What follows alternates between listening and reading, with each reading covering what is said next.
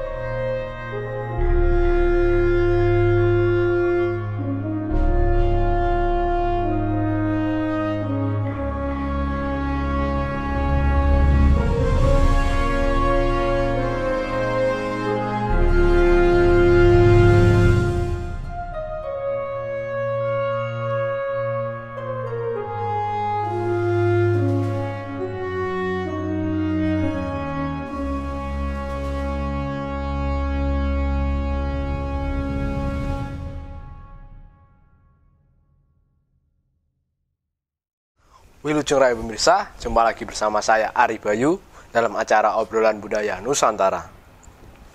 Dalam kesempatan ini kita masih membahas tentang epos Mahabharata. Mungkin banyak dari pemirsa yang masih penasaran apa saja lakon yang ada di dalam epos tersebut.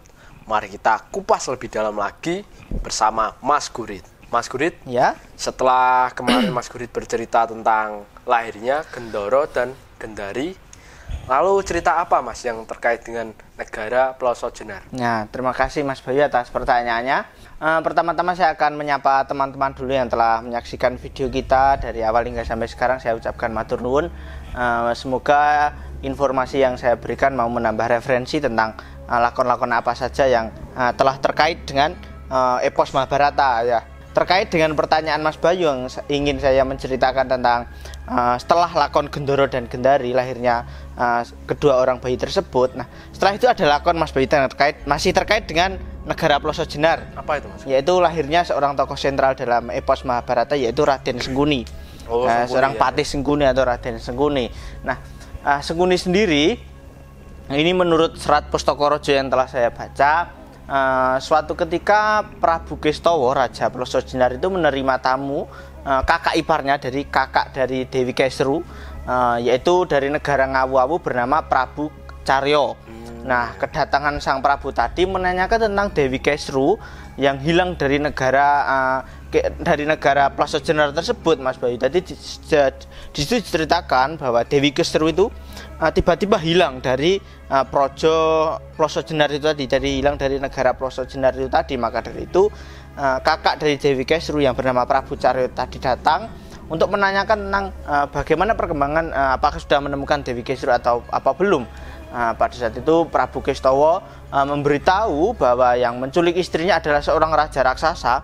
Namun akan tetapi Prabu Kestawa pada itu belum mengetahui siapa raja raksasa dan dari mana asal raja raksasa tersebut. Nah, pada saat itu akan tetapi sang raja dia teringat akan pada saat kemarin saya ceritakan tentang Sayembara Dewi Kesru itu, dia teringat akan salah satu seorang raja raksasa yang mengikuti sayembara tersebut, yaitu raja dari negara Ndorowati, Prabu Kresna Mandrowo. Pada saat itu dicurigai bahwa yang menculik Dewi Kesru adalah Prabu Kresna Mandrowo tersebut, Mas Bayu. Terus apa yang dilakukan sang raja untuk mencari istrinya yang hilang itu? Nah, akhirnya pada saat itu Prabu Caryo tadi dan Raden Gendoro anak dari Prabu Kestawa mencari tahu apakah benar Dewi Kesru itu diculik oleh Raja Ndorowati tersebut, Prabu Kresna Mandrowo tadi. Akhirnya berangkat si Prabu Caryo dan Gendoro dan si Prabu Raja Ploso Jenar tadi, Kestawa tadi, mengutus patihnya, Patih Srohosomo tadi untuk sowan atau datang ke negara Astina untuk menanyakan keberadaan Dewi Kesru kepada Prabu Abiyasa pada saat itu, Mas Bayu. Nah, akhirnya Prabu Kresna Mandrowo dari negara Ndorowati tersebut dia yang benar menculik si Dewi Kesru. Ternyata benar yang menculik Dewi Kesru adalah si Prabu Kresna Mandro dari negara Ndorowati tersebut.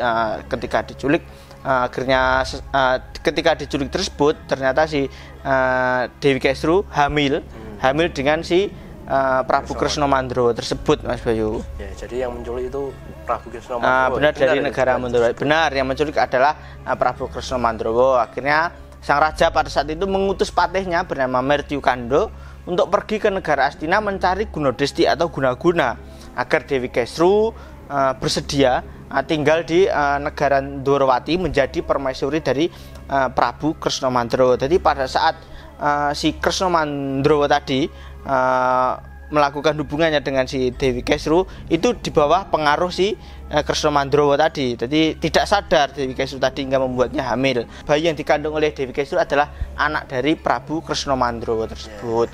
Lalu dia mengutus si patihnya tadi Mertyukando untuk mencari Gunadesti atau guna-guna lagi ke Prabu Abiyasa pada saat itu. Nah, akhirnya berangkat si patih Mertyukando tadi. Nah, Raden Gendoro tadi bersama Prabu Caryo tadi yang menyelinap ke negara Astina untuk mencari tahu apakah benar ibunya berada di negara tersebut. Dia menyelinap ke negara Ndorowati. Nah, pada saat itu dia mengetahui bahwa ibunya Dewi Kesru tadi berada di negara Ndorowati.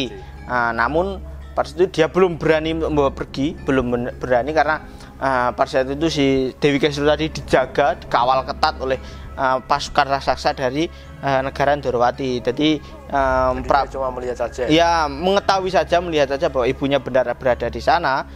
Dia tidak berani untuk mengambil karena kalau dia berani untuk memaksa dengan berani untuk memaksa membawa ibunya para raksasa, kembali dia bisa saja bunuh diri seperti itu karena melawan para raksasa dari negara Ndorowati tersebut. Akhirnya Patih Srosomo tadi datang ke negaranya Abiyasa di negara Astina.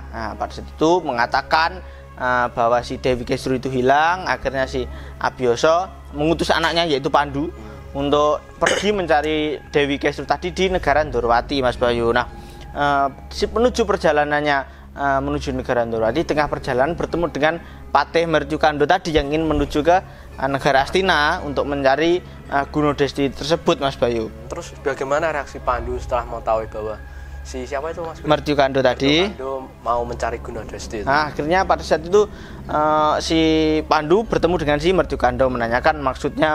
Akhirnya si Mertyukando mengatakan bahwa dia ingin mencari Gunadesti di negara Astina. Akhirnya Pandu tadi marah dan berperang karena dia mengetahui bahwa Dewi Kesru berada di negara Ndorowati tersebut. Hasil omongannya si Mertyukando tadi, akhirnya sang patih berperang melawan si Pandu, Raden Pandu, dan berhasil dipikut atau dibondo, Mas Boy, diborgol seperti itu. Nah, ternyata Patih Mertyukando tersebut ia tidak sendirian. Dia membawa pasukan raksasa juga dari negara Ndorowati dan berhasil melepaskan diri pada saat itu, melepaskan ikatan tangan dari si Pandu tadi. Akhirnya si para raksasa tadi berperang melawan si Pandu. Denowo tadi atau para raksasa anak buahnya si Mertyukando tadi berhasil dibunuh oleh si Pandu, sedangkan si Mertyukando tadi bisa lolos dan kembali kembali ke negaranya, negara Ndorowati, untuk mengabarkan bahwa dia gagal untuk mencari Gunadesti, dan si Pandu tadi mengejar hingga sampai di negara Ndorowati. Nah, sesampainya di negara Ndorowati, Pandu juga diam-diam memasuki negara tersebut. Dewi Kesru pada saat itu sedang sedih, Mas, di taman negara Ndorowati. Dia sedang sedih. Pada itu datang Pandu datang secara diam-diam, mengajak pulang ke Ploso Jenar. Pas itu terjadi perdebatan. Ada versi yang mengatakan di situ terjadi perdebatan karena si Dewi Kesru malu kembali ke negara Ploso Jenar karena dia telah mengandung anak dari raksasa itu Prabu Kresna Mandro tadi. Dia istilah isin atau pekewuh kepada suaminya Prabu Kestawa tadi, karena kok diculik kok malah bisa hamil seperti itu. Akhirnya Pandu pada itu meyakinkan agar tidak terjadi apa-apa nantinya, pokoknya meyakinkan sepenting bisa pulang dulu seperti itu. Maka dari itu dengan jaminannya si Pandu, Dewi Kesru akhirnya mau dibawa pulang ke negara Ploso Jenar. Nah, itu apakah tidak diketahui dengan para raksasa? Nah, itu? Karena Pandu juga memiliki kesaktian yang luar biasa, dia bisa terbang dan lain-lain, maka dia bisa menyelinap dengan cekitannya. Akhirnya dia pergi membawa si Dewi Kesru tadi. Pada saat itu Kresna Mandoro belum mengetahui, dan tiba-tiba dia masuk ke taman negara Ndorowati. Dia mengetahui bahwa Kesru hilang, akhirnya dia marah dan melihat ke angkasa bahwa yang menculik adalah si Pandu tersebut, dan otomatis pasti akan dibawa pulang ke negara Ploso Jenar. Maka dari itu dia ingin mencari si Dewi Kesru tadi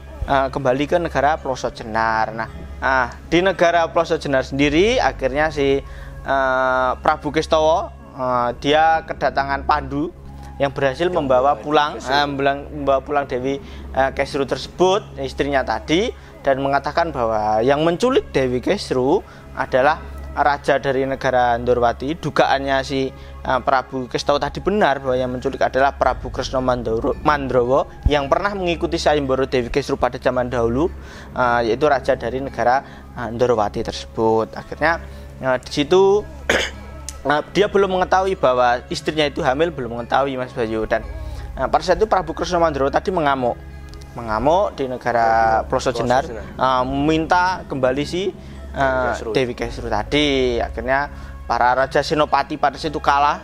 Senopati negara Ploso Jenar itu kalah semua, juga sangat sakti. Akhirnya Prabu Abiyasa dia maju melawan si Prabu Kresna tadi, Prabu Kresna Mandrowo tadi. Dia melepaskan panah Pasopati tadi mengenai tepat Prabu Kresna Mandrowo tadi, hingga membuatnya jatuh dan terluka parah pada saat itu, Mas Bayu.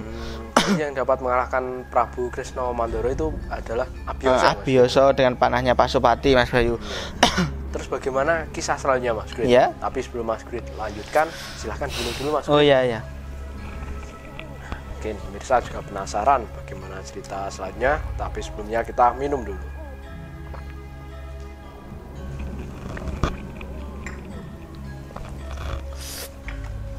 Nah, terus setelah tewas tuh Mas Grit, bagaimana kisah selanjutnya, Mas Grit? Nah, tadi kan flashback sedikit, Prabu Kresna Mandrowo tadi mati dengan panahnya si Abiyasa, yaitu panah Pasopati.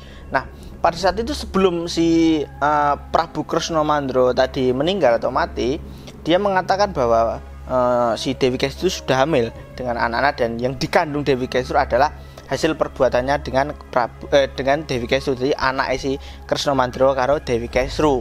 Pada saat itu Abiyasa kaget mendengar bahwa si Kresna Mandrowo sudah melakukan hal yang tidak dengan si Dewi Kesru hingga membuatnya hamil. Dia kaget. Akhirnya setelah mengatakan hal tersebut, si Kresna Mandrowo baru tewas, Mas Bayu. Nah, pada saat itu tidak lama berselang, Dewi Kesru itu yang hamil tadi melahirkan bayi kembar laki-laki. Jadi hasil dari perbuatannya dengan Prabu Kresna Mandrowo tadi menghasilkan anak kembar ya laki-laki yang bernama Sengkuni dan Warsoyo. Itu tadi salah satu versi dari Serat Pustaka-raja, Mas Bayu. Ada versi lain tentang kelahiran dari Sengkuni, Mas Bayu. Nah, saya pernah melihat tentang permentasan salah satu guru saya, Ki Purbasmoro, salah satu dosen saya pada saat saya kuliah, pernah menceritakan tentang kelahirannya Sengkuni. Nah, pada saat itu menurut yang saya ketahui, Sengkuni itu merupakan anak hasil dari perselingkuhan Dewi Kesru dengan salah satu Gandarwa bernama Gandarwa Sutibar. Itu adalah versi lain di luar Pustaka-raja ya. Sengkuni adalah hasil perselingkuhan Gandarwa Sutibar, seorang Denowo istilahnya, seorang lelembut. Nah, jadi Kesru itu selingkuh dengan Gandarwa Sutibar tersebut. Yaitu terus ayah dari si Sengkuni, jadi suami dari Dewi Kesru itu bernama Prabu Swelo. Namun dalam Pustaka-raja bernama Prabu Kestawa. Nah, Prabu Swelo atau Kestawa tadi meminta bantuan kepada si Abiyasa karena Dewi Kesru hilang dan dicuri oleh seorang Gandarwa bernama Gandarwa Sutibar. Menurut si suaminya si Swelo tadi, si Kesru tadi hilang, dicuri. Padahal ada yang mengatakan bahwa si Kesru tadi selingkuh dengan si Gandarwa tadi, dibawa cuma-cuma oleh si Gandarwa Sutibar. Jadi saling menyukai pada saat itu ya. Pada saat itu terjadi hubungan dengan si Kesru dengan si Gandharwa Sutibar hingga melahirkan seorang anak yang diberi nama yaitu Sengkuni. Nah, yang berhasil membunuh Gandharwa Sutibar adalah si Abiyasa, pada utusannya si Prabu Swela tadi. Nah, ketika dibunuh tadi, seorang lelembut terkena panah pangruatan, namun dia tidak mati, lalu dia menitis kepada bayi yang dikandung Dewi Kesru tadi, yang diberi nama Sengkuni. Nah, namun ada yang versi mengatakan nama lain seorang Sengkuni sebelum diberi nama Sengkuni yaitu bernama Haryosuman. Haryosuman, anak perselingkuhan dari Gandharwa Sutibar dengan Dewi Kesru itu bernama Haryosuman. Nah, seperti itu Mas Bayu. Kelahiran Raden Sengkuni dari beberapa versi seperti itu, Mas Bayu. Beberapa versi ya, Mas. Ya, tentang kelahiran Sengkuni ada beberapa versi. Salah satunya yang saya ceritakan tadi, Mas Bayu. Terima kasih Mas Grit atas kisahnya. Ya. Nanti mudah-mudahan cerita tadi bisa bermanfaat untuk kita semuanya. Ya, terima kasih. Nah, itu tadi pemirsa cerita dari Mas Grit tentang kisah kelahiran Sengkuni.